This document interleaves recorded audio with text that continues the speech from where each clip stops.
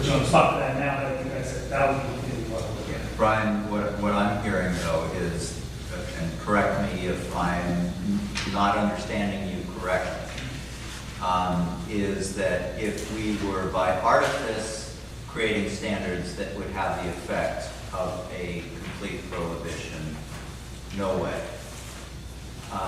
But if we have defensible standards based on scientific literature, that as you then apply them to our landscape, happen to have the effect that there is no suitable aqueous real estate, that could be defensible. Am I correct? I think that could be. I think that's just where we're and I think we understand that that's a high bar of proof to show that the standards were necessary. Understand that. Especially based on the kind of information you're hearing. Yeah. The actual impacts. Especially weighed against the higher priority of protection that's in the law. And there comes a point where our resources get so far into analyzing all this, and we've spent a lot of time on this. And we have to say, well, we've got a lot of other needs in this county that we need to be attending to. You have a lot of other needs in ecology you need to be attending to. At some point, you have to say, well, we got to make a call with what we got. And it'd be nice to be able to analyze every square inch out there, but we can't necessarily do that. And, we had a good faith effort looking at this. So, yeah, and I expect you will too. And the point where you just have to say, well, okay, do we err on the side of protection, or do we err on the side of risk and open this up? Right. Well, and I think it's important to separate between the kinds of conditions that allow you the assurances in reviewing a project to the ag monitoring requirements and things, all that, so that you can get some level of reassurance there, for those kinds of, because you have those kinds of conditions in place. And then there's the conditions that are the ones that are geographically limited. I think, that's, we need to look at both of those. And I think our concern is going to be is if you put all those, protective, reassuring, monitoring things, if you have basically created no space for them to operate anyway, or only put them in very undesirable spots that aren't really good for them, I think that's, we would really need to look hard at that. And I think it's appropriate for you to think about it. Okay, are there some places, where you don't have the use conflicts, where you don't have, very clear, strong rationale why this is environmentally appropriate, and then in those areas apply your conditions of We didn't create the geography of the question. It's not our fault. It's not space. I think Philip's statement about are these conditions, are they a product of artifice or are they not? And I think there was a statement you made earlier, somebody made earlier, that you cannot use the designation of the reaches of the shorelines of Jefferson County as a way of prohibiting net pens. But if you look at the timeline, at the time that the study of the shorelines of Jefferson County was made, there was no concern about having to try to figure out how we're going to deny having net pens, because at that time there was the thought that net pens would not be an issue, that we, like Whatcom County, could simply deny the use of net pens, and it would not be an issue. So it was later when we found that, no, you cannot just have a denial. You must come up with rationale. At that point, the designation of the reaches had already been made. So you certainly couldn't say that we're trying to use this designation as a way of limiting or denying net pens. That had already been done. That wasn't even an issue.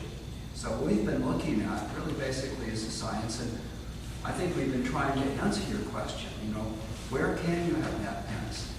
And we spent a lot of time looking at, well, where can we have them, where can't we? And the reaches don't necessarily relate to this issue way out in the water. And there comes a point where there's a disconnect there, and it doesn't matter so much what's on the shore when you're way out here.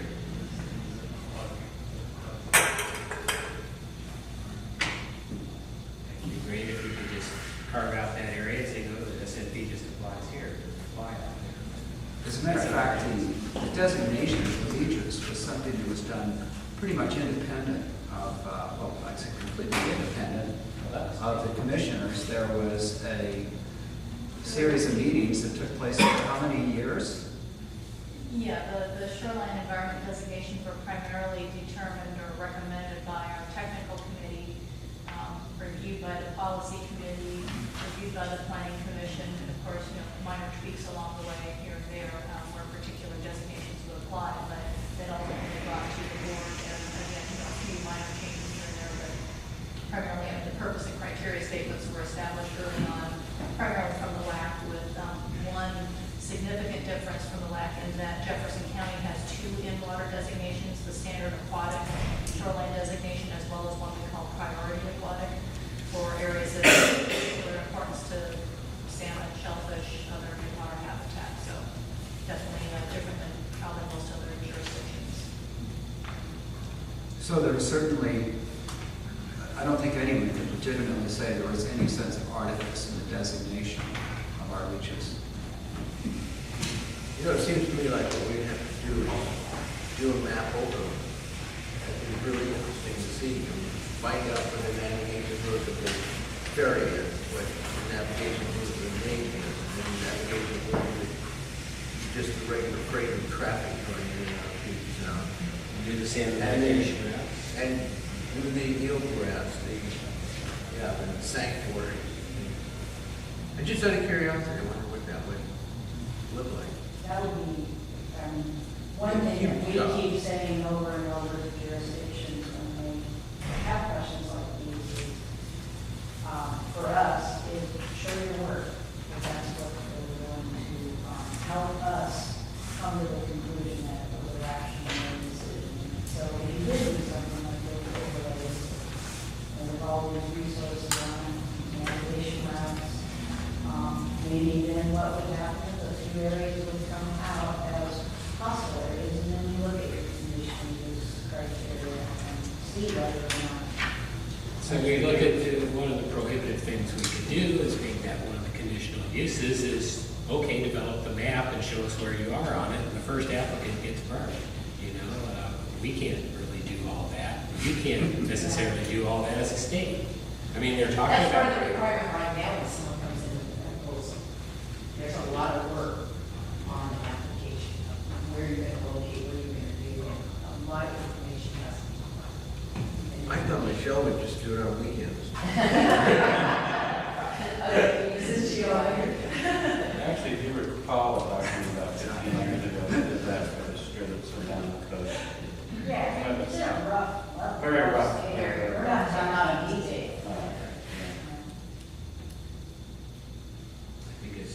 So on the concept of a CUP, the question I would have of ecology, and I'm not the same kind of student as my commissioners and staff are on SMP, but if I understand correctly, if we were to do a CUP approach, currently it would be for allowing it adjacent to high-intensity shoreline environmental designations, and also in aquatic, as opposed to priority aquatic. Is that correct?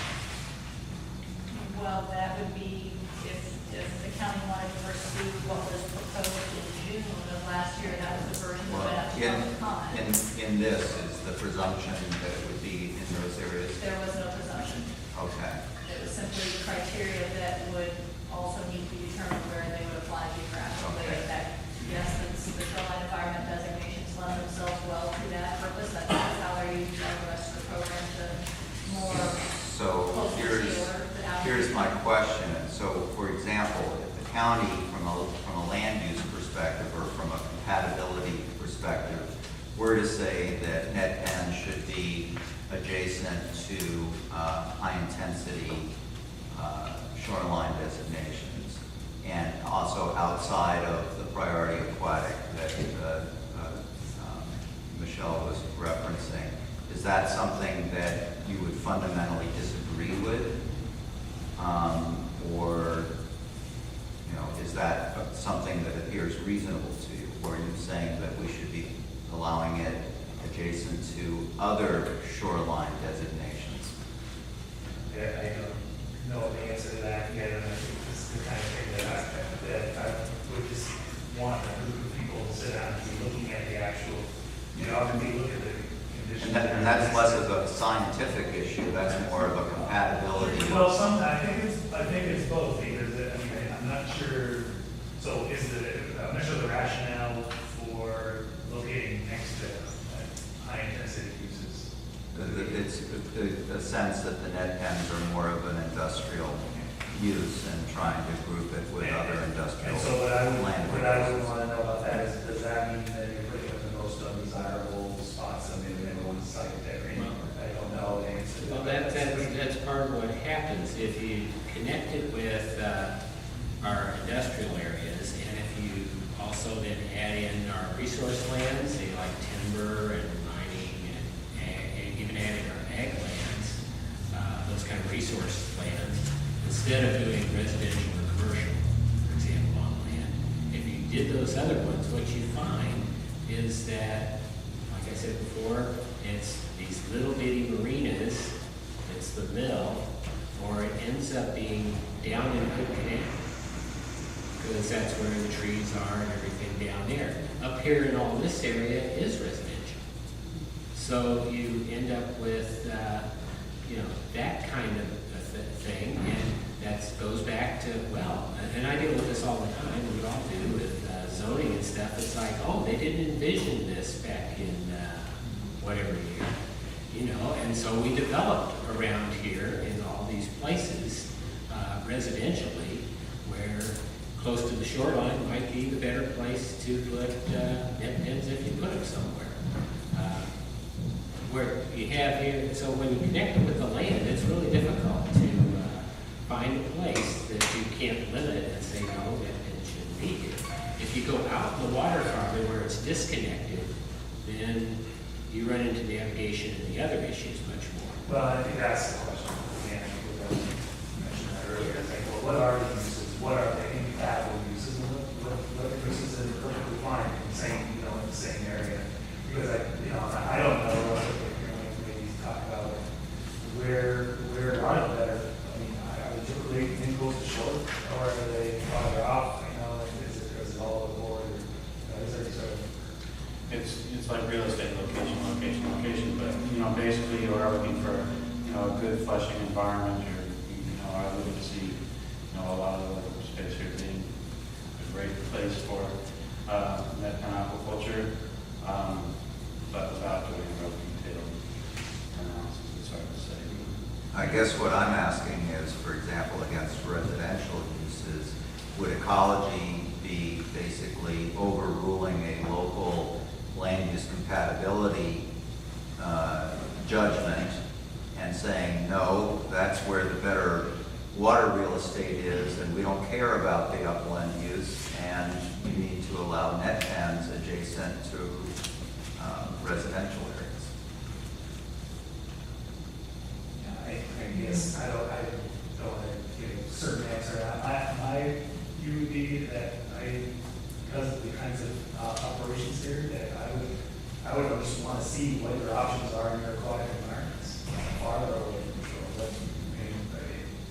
typically, there's I'm sure I say that, maybe even better locations more often, but certainly in terms of limiting land shore conflicts. I guess I just at least want to see that, what does that look like